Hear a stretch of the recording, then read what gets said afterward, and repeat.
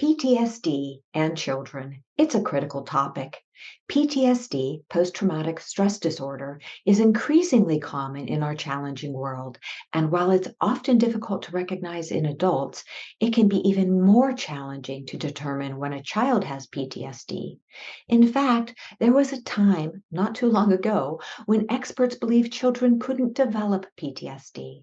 Fortunately, we now appreciate the obvious truth that children surely can develop PTSD if they witness or learn of a traumatic event that is terrifying, shocking, and potentially threatening to life, safety, or the physical integrity of themselves or another person. Today, we'll focus on this listener's real life question. I'm a single mom and have two kids in grade school, ages 8 and 10. They both seem more and more anxious. My 10-year-old got really stressed after hearing about a school shooting on the news. I tried to talk to them about it, but they say they're fine. Now the younger one is waking up with nightmares. Is this PTSD? And with that question as the focus of today's episode, I'm Dr. Carla Marie Manley, and this is Imperfect Love. Please note, as this episode contains sensitive information that may be upsetting for children, listener discretion is advised. If you need support, please see the special links in the show notes. Welcome to Imperfect Love with Dr. Carla Marie Manley, psychologist, author, and relationship expert. I'm here to help unravel mysteries and misconceptions about love, relationships, and mental health issues, plus everything in between. Love is complicated, people are not perfect, and relationships surely can be tough. Together, we'll navigate this messy, imperfect space of real life.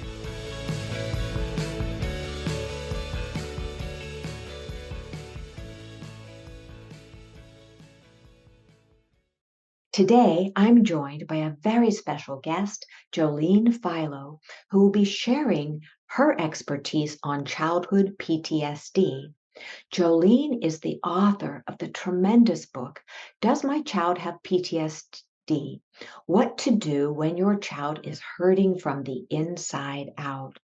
Welcome to the podcast, Jolene. Thank you for having me. It's great to be with you. It's such a joy to be talking with you about this really important topic. So thank you for your time. Before we dive into the listener's question, could you tell us a little bit about what makes you you? Well, I'm a writer. I love to write, so that's one of the things about me. I am also a former teacher, so I worked a lot with children for a lot of years. I'm a mom, and our oldest child was born with a birth condition that required immediate surgery and a number of surgeries by the time he was 5, which is what got me into writing about disability and special needs. And when he was a young adult, he was finally diagnosed with post traumatic stress disorder related to all the medical attention and invasive procedures he'd had as a very young child. And that then going with him, accompanying him to treatment, and then later our son in law, when he went for treatment, led me to think, somebody needs to write a book about this topic, which eventually ended up in the book you mentioned before, Does My Child Have PTSD? My goodness, thank you for that very personal information. Thank you for sharing that. And thank you for writing this book, this much, much needed book. So a question about your son. So he lived in his entire childhood with PTSD before it was diagnosed. Yes, he was born in 1982. And as you mentioned in your introduction, that was back when people didn't think children could have PTSD or that he would even have any memory of any sort of all the surgeries that he went through from birth to age 5. Um, so, and we didn't have a before child and an after child, before the trauma, after the trauma, to even look and see, well, what's changed? We only had the child who had always dealt with trauma.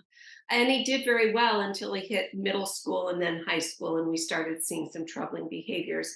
But it took a long time after that, until his young adulthood, before we were able to really pinpoint what it was. And it was kind of one of those things, we had no idea what it was. We knew something was going on, and we knew it probably had to do with all of that surgery he'd had, because other than that, his life was quite secure and stable. So, you live with it. And then when you have the opportunity to do something about it, you do.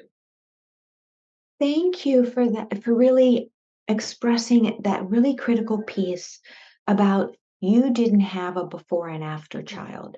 And that can make it especially difficult to diagnose because your son was always needing attention. And so you never had the quote unquote normal child. You always had a child who was undergoing some very serious and invasive procedure.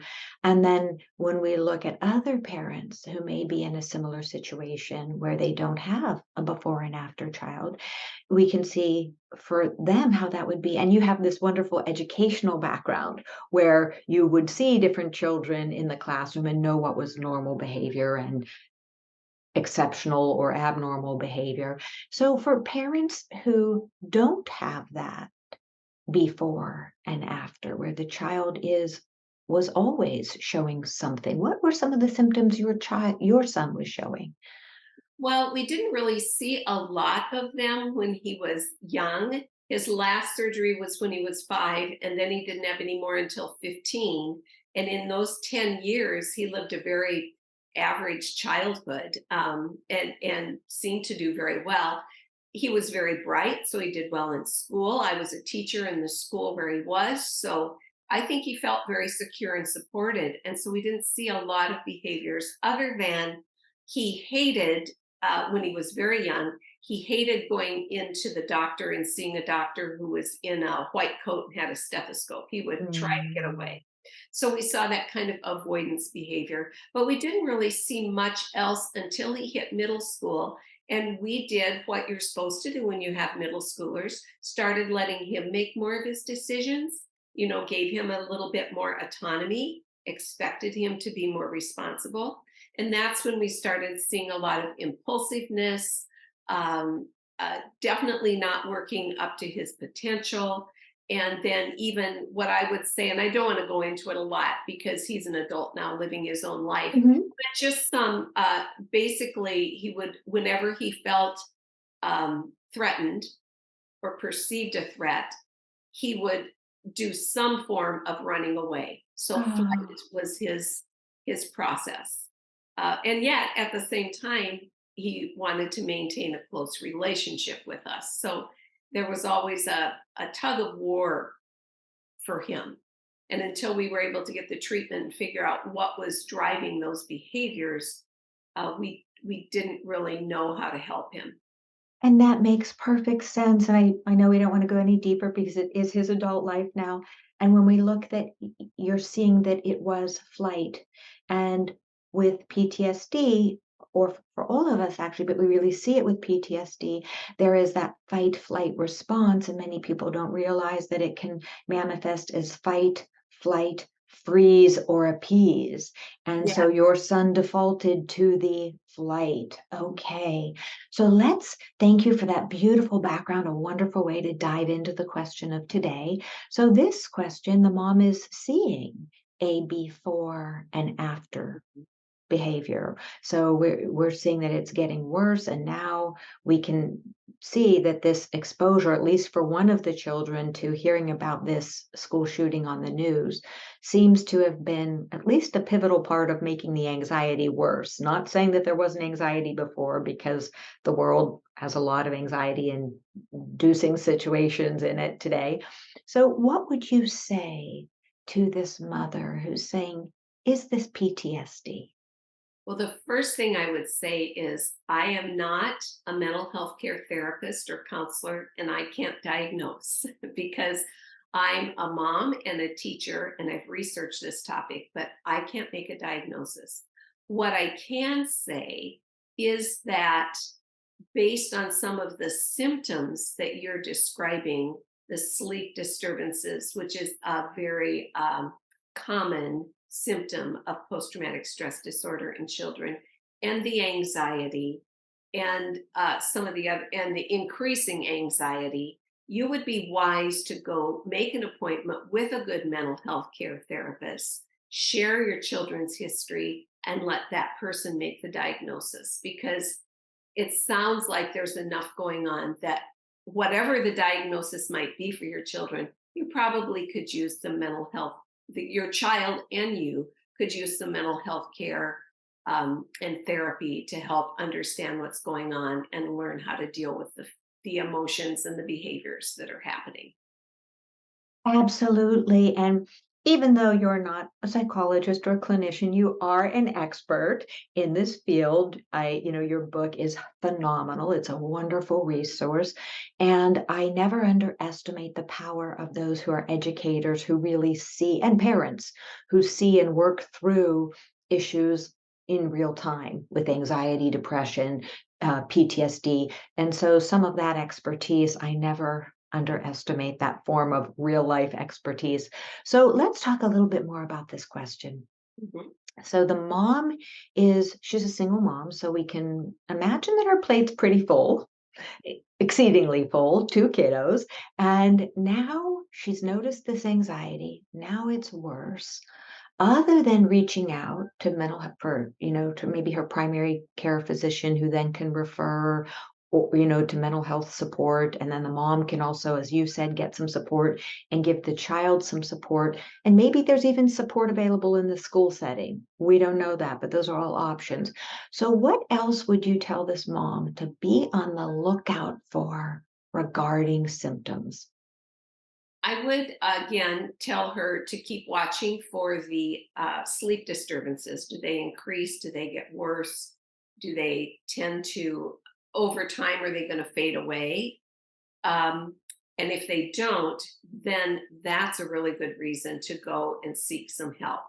The DSM, the Diagnostic and Statistics Manual, number 5, when they diagnose post traumatic stress disorder, the symptoms have to continue more than 3 months after the original event.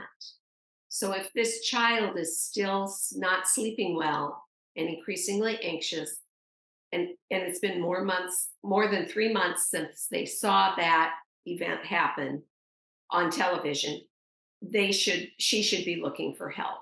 And I will say that observed violence and watching a lot of violent events happening on television is one of the causes of post-traumatic stress disorder in kids. I would also say that if she's a single mom, if perhaps there's been a divorce or a move or a partner that's left who maybe was the children's father, those can also be causes of trauma in kids that can turn into PTSD.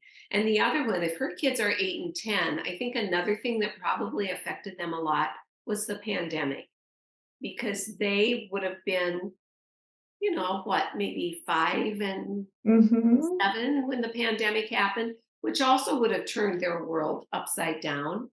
And so that's another trauma. And I'm hearing more and more from from teachers who are still in the school system that they're seeing a lot more traumatized and anxious kids after the pandemic. So I think all those things together uh, make it likely. Now, I would also say if her kids are doing anything, like, are they avoiding anything? Do they want to avoid watching or hearing the news now? Which I would say I wouldn't let my kids watch the news. I'm with you on that, Jolie. All of that. Just that doesn't need to be on. They're too little, and they don't need to be watching things about school shootings. So I make sure the TV is off as much as possible, but still they're going to hear it somewhere. They're going to see it somewhere. But if they're avoiding, maybe they avoid the room where they watch that. Maybe they avoid the building if it's in a different building. Any of those kinds of things. If the kids are maybe becoming um, they startle more easily.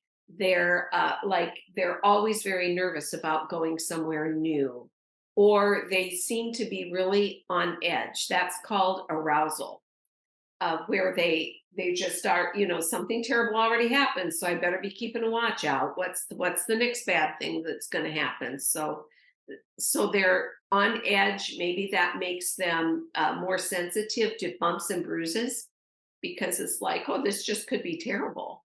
An Mm. overreaction to those kinds of things that are normal in life. So, what was the other one I was thinking of? Um, the bumps and bruises is one. And maybe they're making up a lot of stomach aches and headaches, or they don't, their appetite doesn't seem as good. And that can be caused by that arousal where they're just always on edge, waiting for something to happen. And what are we like when that happens? Our stomach tightens up and we don't feel like eating and we lose our appetite. The same thing happens to kids. So that's one to really be watching for. And then I would say the other one would be are they just, do they seem just to get aggressive and out of control more quickly? Again, if you're on edge and something happens that frightens you, you're probably just going to try and go on the attack. So if that kind of thing is happening to this woman's children, those would be other things to watch for too. Excellent. And what a wonderful overview. And I'll just merge it all together with some thoughts of my own, but really restate what you said. So we're looking for avoidance behavior, avoiding situations that, if it's irrational avoidance, like a barking dog, we want to avoid that, but something that they normally wouldn't have avoided. So avoiding situations. Uh, Sleep issues, either too much sleep, hypersomnia, or insomnia, or interrupted sleep. And of course, in this one, we're seeing the nightmares, so breakthrough nightmares, a loss of interest in normally fun daily activities. That's a big one with PTSD.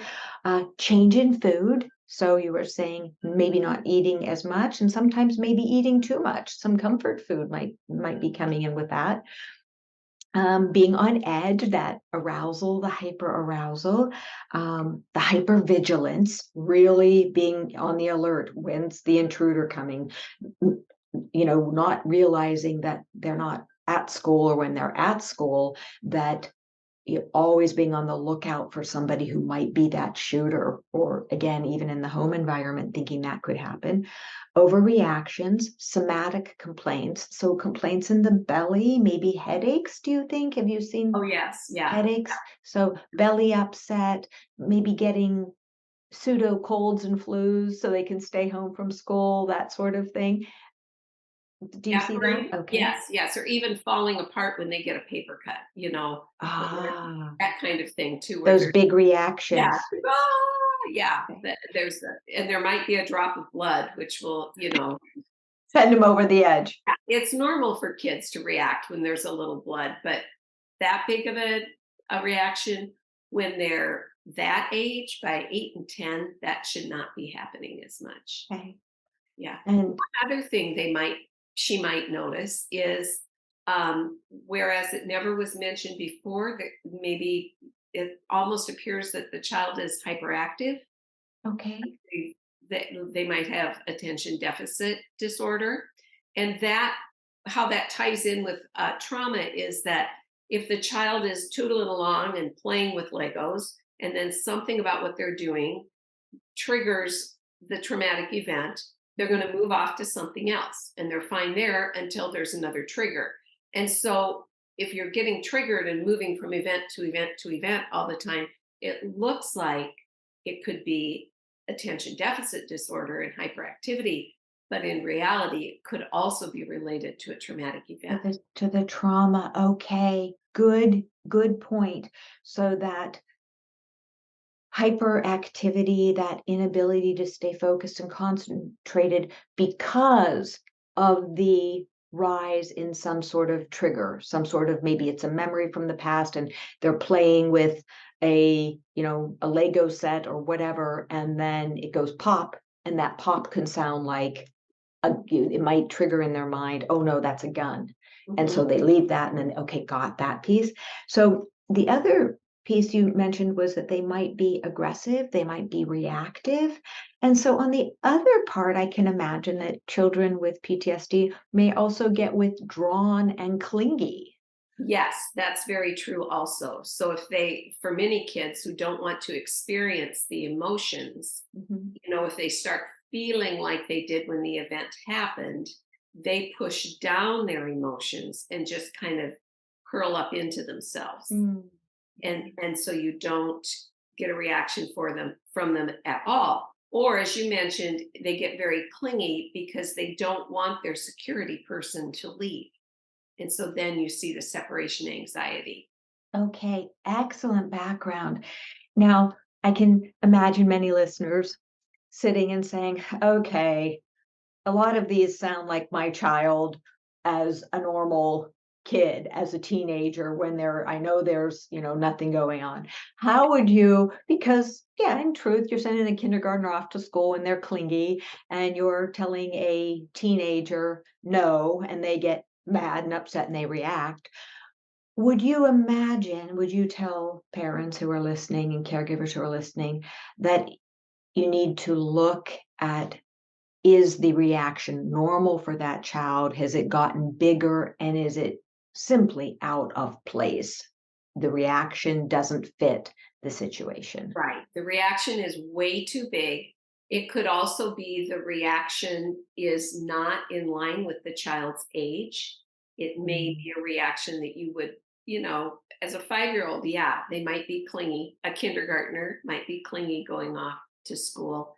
But a fifth grader, unless there is a history of trauma there, unless you know they've been bullied at school or been unsuccessful, or it's a new school they've never been to, there might be a reason there for that 10-year-old to be clingy. But outside of that, yeah, if you're seeing that, well, then it means probably some trauma is causing the behavior. But if there is no trauma background, then I don't know what it would be. But I don't think you would be seeing that in a 10-year-old who doesn't have a traumatic background. And as you're saying very wisely, if the reaction seems abnormal and it's persisting, it's not a one-off, where somebody has had a really bad day at school and doesn't normally explode, but they have a little temper tantrum. You say, hey, what was that about? And they're able to verbalize and say, Right. well, my best friend, rejected me in the lunchroom or whatever it is. Then we understand that in the context. So what you're encouraging parents to do is look for patterns. Mm. Look for the patterns, and especially if they're very different for that child. Yes. And never forget then, and if they persist more than 3 months after the original traumatic event, Mhm. that's when you really start getting concerned because you're going to see those things after a trauma for a while. If you or I were in a car accident, we'd probably have wake up with a nightmare about it a time or two in the first week, and it Of would course. gradually fade away if we're able to process it. But if it doesn't, well then you or I from that car accident have gotten PTSD and we need some help processing the memories. Same is true for children. Absolutely, Jolene. And the important piece for listeners as well is that our brains aren't fully myelinated until we're 25. And so children's brains simply don't have the capacity to process in the way that an adult processes. They don't even have the capacity generally, unless a parent's been really, really coaching them from early on to say, this is how I feel, this is what I need.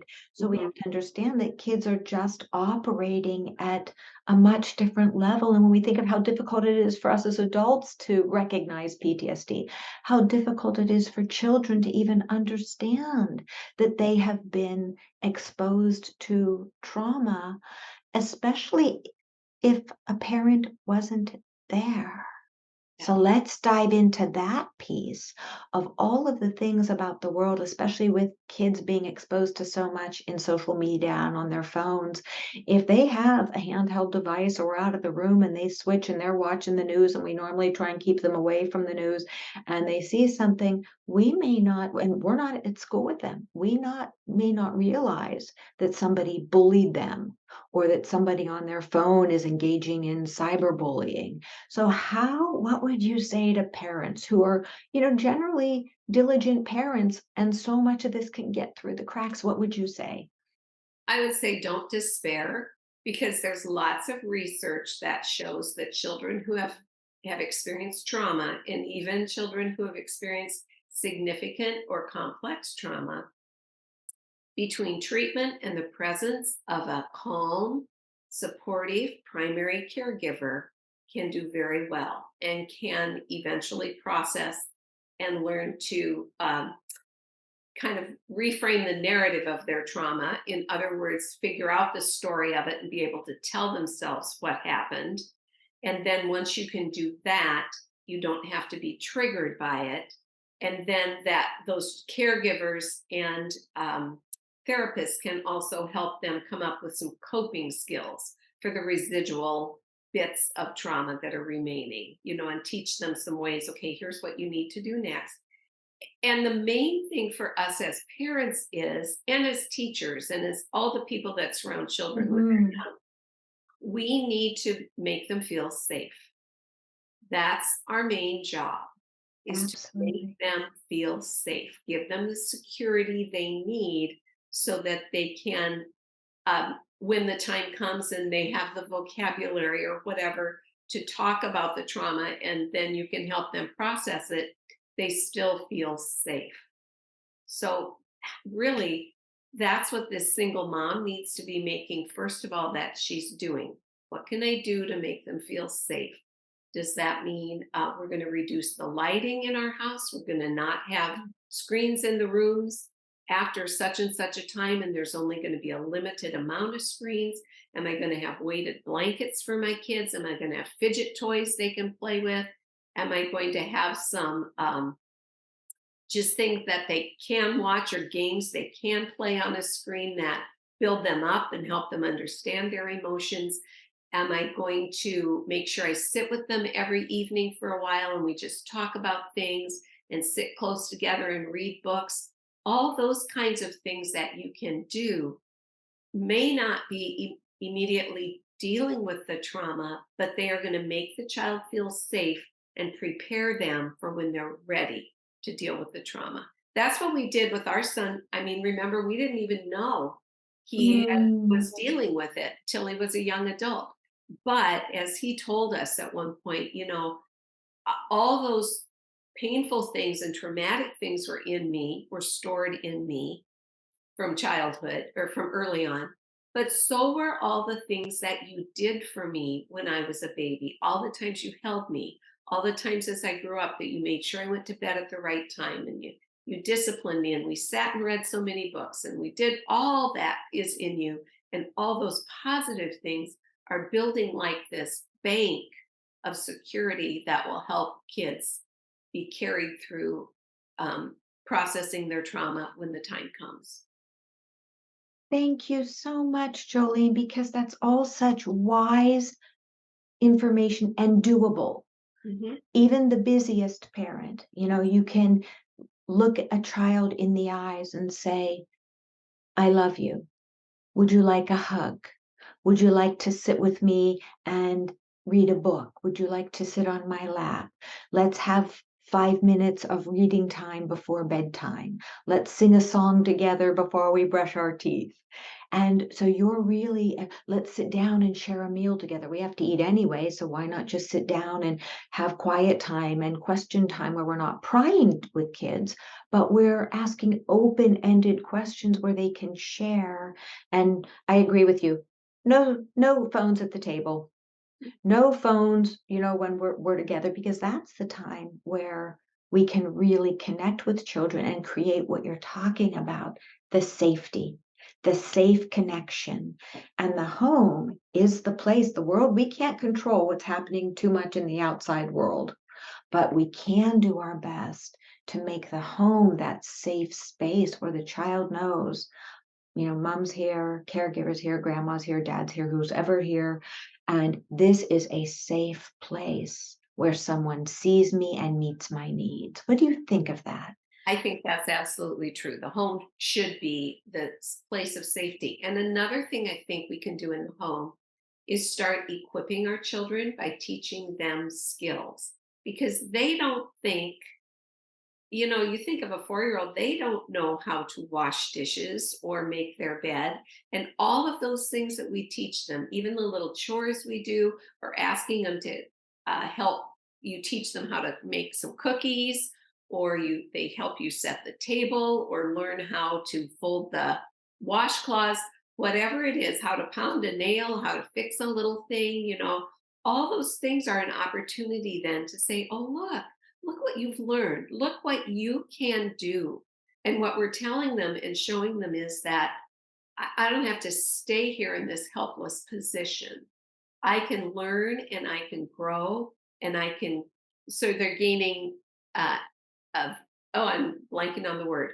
They're gaining a voice and advocacy and self agency. There's the word that Yes. yes, so that, and then as they learn those things, it also helps them see, okay, now I can go out in the world and I can learn this thing from my first grade teacher or my seventh grade teacher as you're learning more and more skills. All those new things, the unknown becomes less fearful and fear inducing because they have a track record of, I can do hard things and I can learn new stuff.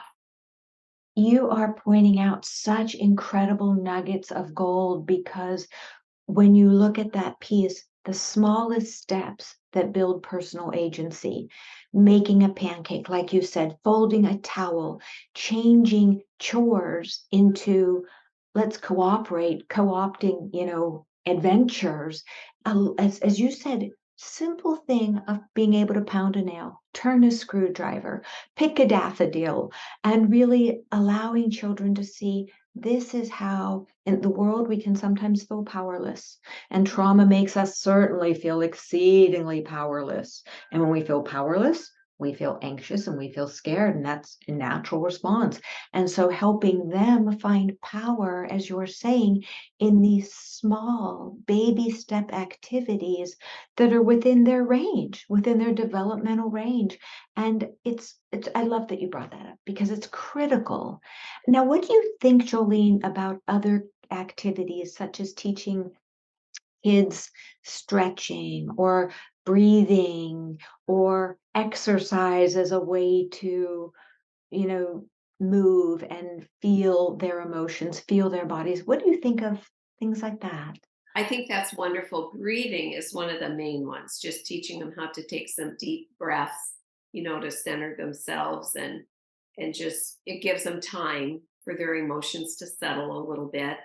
You mentioned exercise, which is wonderful. I know yoga poses and stretches have been Mm. shown to do a lot for people who are dealing with stress and especially children. So that's a really good one. Exercise, just going out and running around for a while or riding a bike or, doing some physical stuff in the yard if you've got a yard can be very helpful too. For one thing, that if you do have a child who's living with a lot of trauma that hasn't been processed, it's a way of expelling some of the energy that builds up within a person who's trying to cope with those nebulous feelings of what happened to me and what's dangerous out here. So, exercise is a really good one. Just fun things too, like going out and blowing bubbles can be another one that's really good. And of course, that's like a breathing exercise.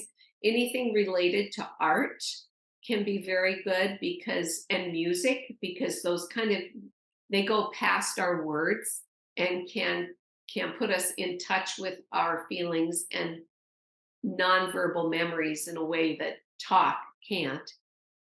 Things like pet therapy can be really good, or Mm. doing things like taking horseback lessons so that you're near a horse, and feeling them breathe. And all of those kinds of things can be very helpful. Oh, they're all fabulous, and most of them are exceedingly doable, like They are. hugging a Yeah. pet. Even if you don't have a pet, see if you can hug the neighbor's pet. And most of those things are accessible, and we tend to underestimate. I know there's new research out on creativity, as you said, and the power of creativity to build resilience in children. It doesn't have to be big creativity. It can be a coloring book. It can be making music, as you said, with your hands, or clapping or singing, baking cookies, as you said. So all of those things that are in, whether you're a single parent or a single grandparent or whatever it is, single caregiver, these are all things that we can do. And when you talked about yoga, that one of my favorite poses to do with little kids is child's pose because it's so empowering. We can all, you know, do child's pose if we're stressed, get down generally, at home to be able to do that or in grandma's living room and just go into child's pose and call a timeout and breathe and beautiful strategies that can help a child learn that they have control and they can self-regulate. Right. Yes. I think others that are really fun for kids is imaginative play. Give them lots of time to play, with their dolls or their trucks or whatever, and listen in to what they're talking about when they're doing it. For one thing, it just gives you a window into a child's world, which is just I love to get in there with. That was my favorite thing about teaching was entering their world and getting to play and be creative and be silly, and the rules didn't matter because you don't quite understand the rules of adults when you're a child, so there's so much more freedom. So give kids lots of time for those things. Dress up clothes, Play-Doh, so they're feeling things. Mhm. And you can do that. I mean, it sounds like maybe these are things only for up to 5-year-olds or whatever. But I'll tell you what, you get older kids working with Play-Doh and they have a ball with it. And if you get them working, if you have a bunch of costumes out, you don't know, at some point they may have a show to do for you. They'll have written something up and want to perform it. And you find out where they are and who they are by doing that. And then we as the caregivers can support them. And sometimes they're able to express in that kind of dramatic play um, what happened to them or how they're feeling in Mhm. ways that they can't just in a regular conversation. Thank you for offering even more clarity about other activities, because now I'm thinking about sand tray therapy and sandbox, therapy, all of those things where if a parent wants to see what's happening, just allowing them to help and maybe help them with some healing, allow them to play. I love how you said listen in, because often if we're seeing a child who's been traumatized, the play can become a little bit violent, a little bit, they can act out their trauma sometimes without us realizing it if we're not paying attention. Right. And we might find out what the trauma was Mm. way too. Well, I have a friend who has a daughter who was in an orphanage in the Ukraine, and they adopted her out of there, and she had a physical disability. So they adopted her shortly before she would go to the orphanage where they just basically, at that time in the 90s, just children were kind of left there Mhm. to fade away, basically. And the mother called me and said, Jolene, should I be worried because my little girl is playing with her dolls, and I heard her just say, if you aren't good, I'm going to tie you up in bed. Oh, Well, where does a young child get that idea except from life events? from life Right. events. And that is called repetitive recreation of the traumatic event in play. And so when we listen to that, when we listen to our kids, we can key into that and see, oh, that's something maybe we need to go and provide some therapy for my child to get through that. There's a wonderful book called Trauma Proofing Your Kids. I don't know if you've heard of it. It's by Peter Levine and Meg, Yes, yes. and it has all sorts of activities that parents can do with their children to help them process through trauma and deal with those feelings and maybe be able to get through them and process before it turns into post traumatic stress disorder, which is what we really want. Absolutely, because as you know, research tells us that It's so interesting because not every adult who witnesses the same event or is part of the same event will develop PTSD, and it's the same for children. Not every, so it's all about the child, their DNA, their personality, the family environment, and there's no judgment about whether or not the child develops PTSD, just realizing that we are all unique individuals. We all experience and respond to traumatic events and information in different ways, and for caregivers to realize, parents to realize, this is a big topic. And so if you're noticing something and it feels off, always wise to reach out to a psychologist, a child psychiatrist, someone who is really can be with your child one-on-one, do the assessment, and then help you create healthy patterns for healing and moving forward. Yes, yes. Oh, Jolene, I have so much more to talk to you about, but our time is drawing to a close. And, I want to just say one more piece to ask you for your insight on this. For going back to the listener's question, and clearly she's seeing the anxiety, she's seeing the nightmares, and I'm aware that many kids these days are waking up with nightmares. What is one tip for a child before we get the child into treatment? And sometimes the child continues to have nightmares until the treatment has really taken hold, the therapy has taken hold. Can you offer one or two ideas for that very upset, forlorn child and a very scared parent when there are nightmares? I would be as gentle with the child as possible. And if the child is very, very upset, I think it's okay for them to come in and maybe sleep in your room. Maybe not with, I had a daughter who her bedroom was upstairs and we were downstairs. And her older brother was gone by then. And so she was the only one upstairs. And for a long time, she would want to come down. She'd get scared of something in the night and want to come down. Well, as she got older, we were like, okay, you can still come down, but when you can't sleep in our bed anymore. Well, first it was, okay, you can come down, but you just crawl in and you don't wake us up when you climb in, just get in. And then it Mm-hmm. was, okay, now you can come in and you can't wake us up, but you can bring your pillow and your sleeping bag and just put it beside our bed. And she did that for a long time. And it was okay. And it's okay for us to do that with our children. I think if you've got a really young child, you might also make sure, that they've got like some comfort items that you can make sure they bring with them. So is it their teddy bear or a certain doll or a blanket or all three? And just let them have that if they're really, really upset. Make sure they have a night light if that's going to help. Or Mm. keep the door open into the hall and have the hall light on, whatever. But don't try to rationally solve their nightmare in the middle of the night. You can't talk to them rationally and say, everything's okay, I've checked, there's nothing here. They're going to understand that when they're in the throes of a nightmare. You just kind of have to deal with them at an emotional level and provide the emotional comfort that they need during that time. Thank you for that and for highlighting that part that if we go cognitive on children and say, no, it's not there, stop crying, stop fussing, it's not real, that only makes them feel more scared, more unseen, more unheard and less safe.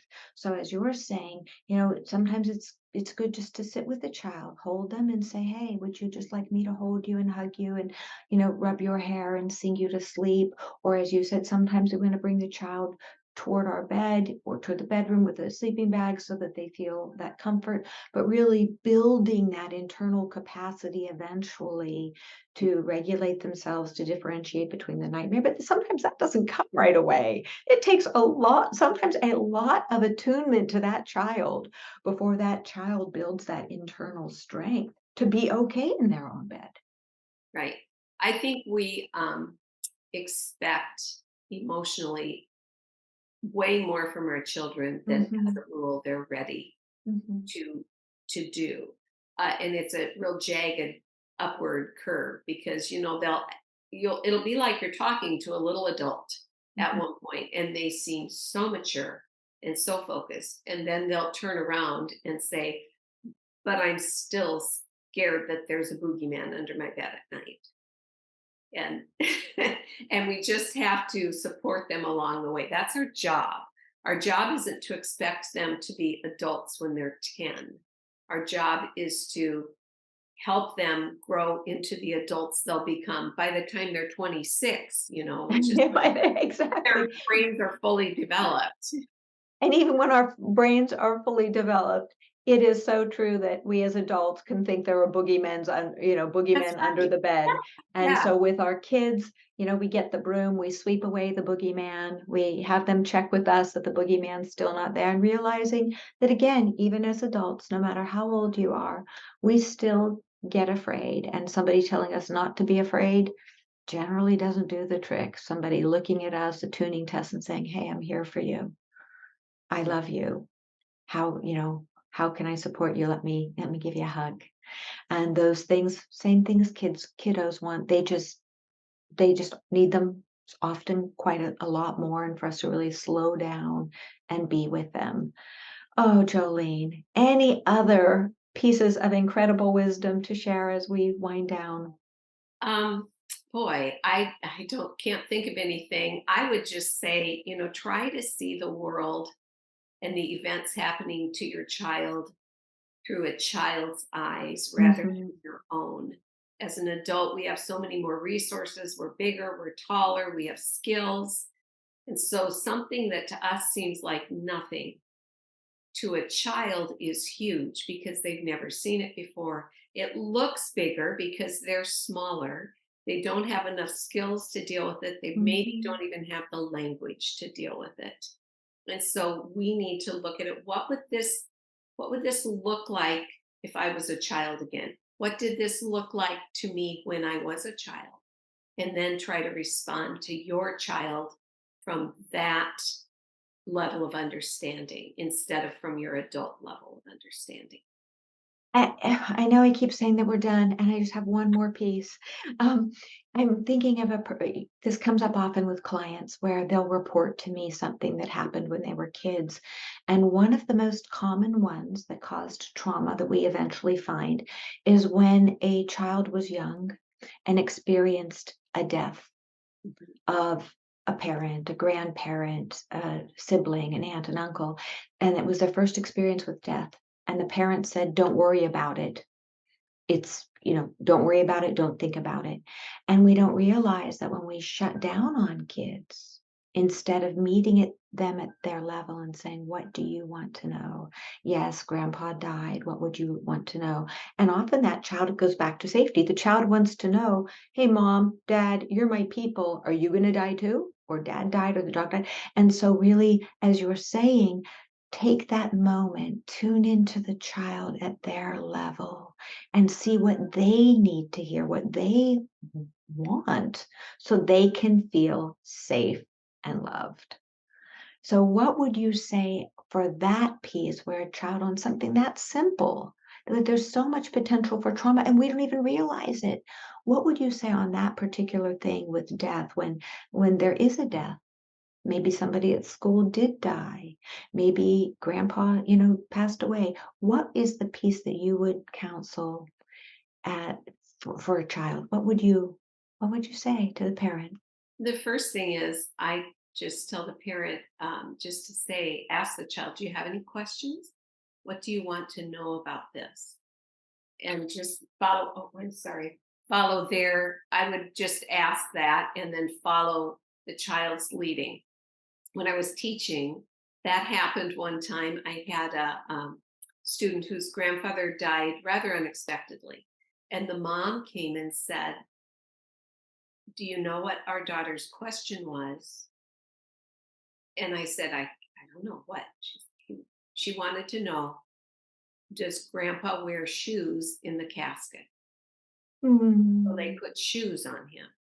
So they went, and I don't know if they knew who the mortician was or whatever, but they let him explain that to her mm. and everything about the casket. So don't assume it's like some big life changing emotional question. It could just be curiosity. It could just be, does it's grandpa, and even if it is a big question like, "Mom and Dad, are you gonna die next?" Right. Then let's talk about that. Otherwise, we end up tr traumatizing the child by withholding information and Yeah. making the child, so yes, thank you for entertaining that last question of how, we're never perfect as parents, no matter how hard we try, but one thing we can do is really tune into a kid's needs, and each kid has different needs, and if we're just able to pause for a minute and say, "Hey, hon, what's going on? What are your questions?" And we might not have the answers, and if we don't have the answers, as those parents, they didn't have the answers, so they turned to someone who did, who was the mortician, and said, "Hey." So, oh, what a beautiful way to end our time together. Jolene, thank you. You have so much to offer. Thank you, thank you. Where can our listeners find you? Well, I have a website that is called differentdream.com, and you can go there to have all of, hopefully, many of your questions about disability parenting, mental health issues, that kind of thing answered. And you can also visit me at my other website, jolenephilo.com, which is where I talk about the fiction that I write now. I'm working on a fiction mystery series set out where I taught country school many years ago.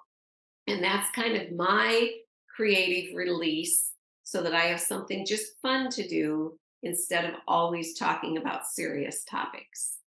Well, you walk the talk. You have the creativity to keep you moving forward and keep you resilient.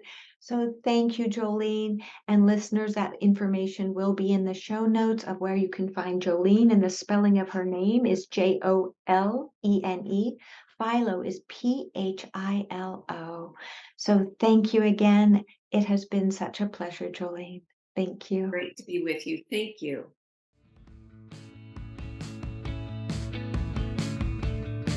Thanks so much for sharing your time with me today. Remember, you have the power to transform your life and love fearlessly, if imperfectly, and it's my privilege to help you along the way. You can find more life-changing content, including my books and other podcast episodes, at drcarlamanley.com. Feel free to submit your own confidential questions through my website. I'll do my very best to include your issue on a future episode. If you found this podcast helpful, please subscribe and leave a review. Until we connect again, this is Dr. Carla Marie Manley wishing you oceans of blessings and love. Please note, this podcast is psychoeducational in nature and is not intended to replace formal mental health support. Please contact your healthcare provider or emergency hotline if you need psychiatric care. And as always, please take good care of your amazing, wonderful self.